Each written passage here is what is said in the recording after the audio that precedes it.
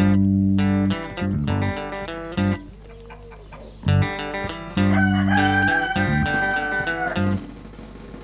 everyone, this is episode 62 of the Get in My Garden podcast. I'm Aaron Moskowitz, and today we connect with Steve Abbott of Abbott's Family Farm in Sumner, Maine. He is a successful market gardener and market organizer, and has lots of great information to share about successfully running a farmer's market business, farming only a small piece of land. Today, we will dive into the most critical components of making a market gardening business successful and profitable. Steve has built his business supplying his produce to his rural community via the market and his CSA delivery service. If you haven't already, join the newsletter for a synopsis of each podcast, that supplemental content I've been promising for a very long time, bios and info about the guest experts and their work, and then highlight posts from the Facebook group I created called Soil Balance with Microbes, Minerals, Fungi, Fertilizers, and Bugs, and it will evolve to so much more. You can still sign up on getinmygarden.com in the yellow newsletter bar, or if you are not yet a member of the Facebook group, search for the group starting with Soil Balance, then enter your email where it asks for it in the question when you first join. Later this week, we will have more rich soil content from Keisha Wheeler of Catalyst BioAmendments. Follow my adventures or send me a message on Instagram at getinmygarden or via the website getinmygarden.com with your comments and suggestions. Yeah, I'm really excited to chat with you about this. My beginning was at the farmer's market too. It's just such a wonderful environment and community. So first of all, do you want to tell us a little bit about yourself and what you're doing? Sure. I've been farming for about 10 years now, and it's kind of hard to actually put a start date on it because when I first started working for myself, I started with cutting firewood and making maple syrup. And I got into going to the farmer's market to sell maple syrup, but at a small farmer's market, there just wasn't enough money selling maple syrup to be worth my time. But of course, we wanted to grow vegetables for ourselves, and that just kind of grew and grew until we kind of hit a point where we said, we might be able to do this and make a living from it. At that point, when we really started researching, figuring out, what we needed to do to get more efficient to actually make it well worth our time to be gardening. And so that's, I think that's been about 7 years, six or 7 years now. That's when we put up our high tunnel and really started looking at it truly as a livelihood. So it's just my wife and I. We've hired a little bit of help, my cousin 1 year, my sister-in-law another year, to give them a few hours of work, but it's mostly us working. And so we manage about a third of an acre of mixed vegetables. And of course, we still do the maple syrup in the off season.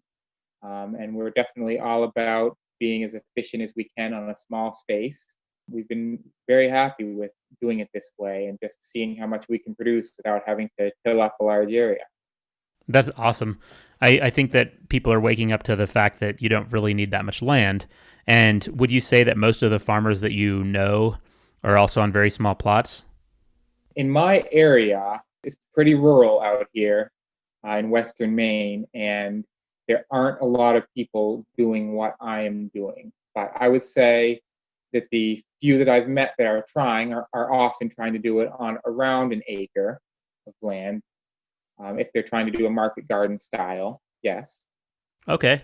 My first question for you is, what are the considerations for someone who their dream is to go into the farmer's market business? Because, it is, of course, different geographically, but I think there are some major similarities across the country to, the American style of farmers markets, what works and what should be considered. Sure. Are you thinking about if you want to get into the farmers markets or just into market gardening in general? Well, can you talk about the difference in those two? I guess what I would say is, if you're thinking specifically about starting off with a farmer's market, then there's definitely going to be a lot of difference based on your region of the country and what the markets are like. And I can only really speak to what it's been like for me in my area, where farmers markets are very small. And in order to have a successful farmers market, you really need to have at least one, hopefully a couple, of real good vegetable farmers that can kind of drive that farmers market and really bring in the customers. So, if it's just honey, maple syrup, meats, some value added products, that doesn't really seem to be enough to keep a farmer's market going out here. But there are few enough farmers that I've seen a lot of markets just kind of dwindle because they just don't have a really great vegetable selection. For me going into a farmer's market, I learned fairly early as I was getting into vegetables that in a lot of ways, I was going to need to be driving the customer base, for the market as a whole, but definitely for myself. It's not like I could just pick out a market that was nearby that looked like it was pretty good, take a tent, set up a booth, and suddenly be selling vegetables. The market has some regular customers, and hopefully as they get to know you, they'll start buying some things from you. But it's also about reaching out to the community, letting them know you're there, or even sometimes just patience.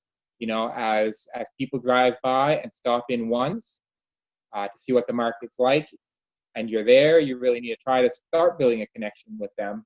They need to see that there's something there to come back for.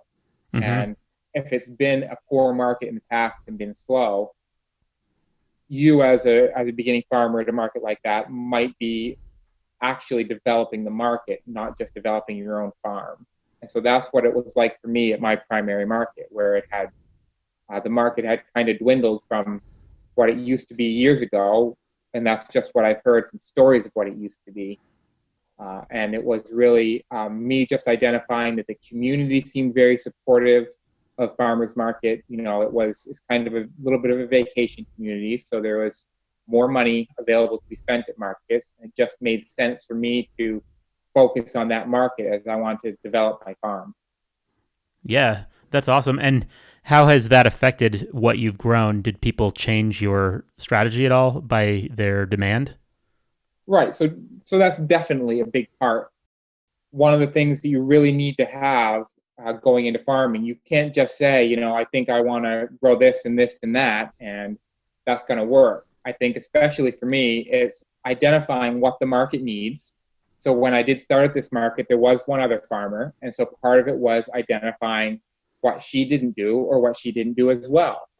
One example of that would be salad mix. The other farmer just hated cutting and picking small greens.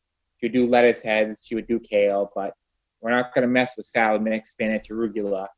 And so that was a great place for me to really kind of develop that I had great salad greens. And so most people who would come to the market want salad greens. But also just paying attention each week and keeping good records. In the early years, I had a spreadsheet of the dollar value that I sold of each crop each week, and I would highlight the cells in the spreadsheet of anything I sold out of, just so I could go back at the end of the year and look at what I should have been able to sell more of if I'd only grown more of it. So my crop plan from year to year was definitely based on what I was selling. And how has, I know you're very active on Facebook, and you probably learn from a lot of other areas as well. Do you find that almost every successful farmer has to be diligently keeping records? I don't think you have to be diligently keeping records all the time. We are actually doing, I think, a little bit less of it now than we used to, just because we're kind of at a point where we're in a routine and we pretty much know what to expect. And we have a very good general idea of what it's going to take to do certain things. But I definitely believe that if you really want to improve and get more efficient, get more profitable, then you need to take time to at least write down the numbers that you're going to need to be able to figure out where you can improve from. For any crop, at least some point, you should be figuring out, just an example of this particular time I planted this bed of carrots, this is how long it took me to seed it. And when I harvested it, this is how long it took me to harvest it. And this is how long it took me to wash it. And be able to say, all right, for this production, this is the amount of time it took. But would I recommend tracking that information for every single succession of every single crop? No, I think you're probably going overboard at that point. Gotcha. And as far as the community aspects of the farmers market, which you started to talk about, you're in a kind of a second home vacation location. So people kind of come there, maybe they're retired or they have more money, but still there's always going to be a component of networking and building your customer base. Do you feel that once they got to know you and your personal story, that's kind of when it started to take off? That definitely helps a lot. Some customers I know better than others at this point. I would say that a lot of my farmers market customers have become friends. I know a little bit about their lives and what's going on in them, and they're definitely interested to, know about the farm, but also know about my family and what we're doing and where we're at. And building that connection with people for sure helps to keep your sales consistent from year to year, because they know you and they feel like they're committed to you and they want to see you be successful, and that keeps them coming back. Of course, it all begins with them knowing that they can reliably get what they want from you each week as well, that they can count on you to produce the food that they're looking for each week. And in your area, do you have a CSA that you're a part of? Yeah, so I know that this has been done by other people as well, but when I came up with this idea, it seemed pretty out there to me at first. But I deliver within my rural area. So the way my farm shares work is my customers pay in advance. There's no specific amount, because how much they use depends on what they order. It's a completely free choice ordering system. They just have to meet a $15 minimum order each week, and they can skip a few weeks throughout the summer. But they are committed to ordering each week, and they pay $100 at least to start, and then they work off their balance. And they put in an order for vegetables online, and I have a website I can use that tracks the inventory, and I can print out reports telling me what I need to harvest, and I can print out the customer orders so I can pack them up, and that works really well. And the way this started was I was going to a different farmer's market, and it was a 5-hour-long market, and it was close to an hour drive to get there. So in all, it was a long day, and it was about 80 miles driving each way. And I got to thinking, for this dollar value of sales and this amount of miles I'm driving and this amount of hours that I'm spending to do this, how many people would I need in my local rural community who were putting in, let's say, $15 orders every week, to match that with less time commitment for me and quite possibly less miles driven for me. And so from that idea, the first year, I certainly didn't meet those goals. I didn't have enough people. I think I had maybe a dozen or 15 people who signed up the first year to do it. And I was still doing the markets as well. But the first year was enough of a proof of concept that now we deliver to 35 homes in the area. And, if it's a $15 minimum, but a lot of them order significantly more than that, then that makes it worth my 3 hours driving around and, 60 or 70 miles to get there. Well, that's so cool.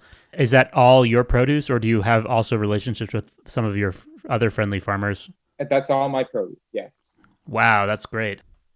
So for that, it's the same thing with the market, where if you're doing a strict CSA where you pack a bag for them, you can lose touch with what people really want. And so in order to do this style, you really have to be paying attention to what is getting ordered and what you don't have enough of. My crop plan is largely based on what people want and what they keep ordering. If it's something that people aren't going to order a lot of, I don't grow a lot of it. And then, of course, there are also the decisions of what things are most profitable for me as well. So, for example, I'm not going to try really hard to make my season for peas very long. I know they want peas, and I'm going to get in one planting of peas, and they're going to get, a few weeks of peas.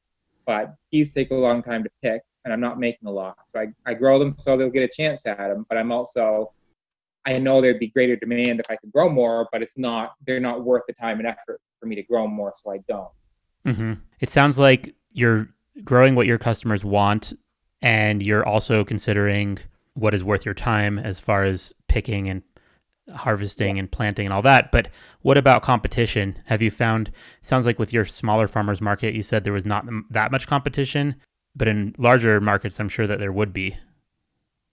For sure. Yeah, in my smaller market, there isn't that much. There is some between vendors, and I would certainly recommend doing what you can to always stay on good terms with the other farmers at your market. You want to feel like there may be some friendly competition, but also that you have the same goal as they do.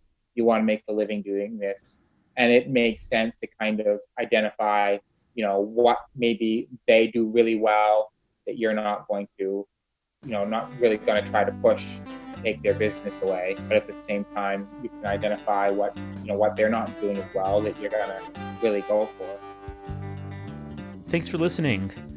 As I mentioned, the newsletter is taking shape now. It will include a synopsis of each podcast, that supplemental content I've been promising for a very long time, bios and info about the guest experts and their work, and then highlight posts from the Facebook group I created called Soil Balance with microbes, minerals, fungi, fertilizer, and bugs. You can still sign up on getinmygarden.com in the yellow newsletter bar, or if you're not yet a member of the Facebook group, search for the group starting with Soil Balance in the title, then enter your email where it asks in the questions section when you first join. Follow my adventures on Instagram at getinmygarden. Send me a message there or on my website, getinmygarden.com. I love hearing suggestions and learning about your projects, hobbies, and interests. With the new format of shorter episodes, later this week we will have another episode with rich soil content from Keisha Wheeler of Catalyst BioAmendments, and later in the month we dig deeper into some of the tips and methods Steve Abbott has learned while building his market gardening business from nothing.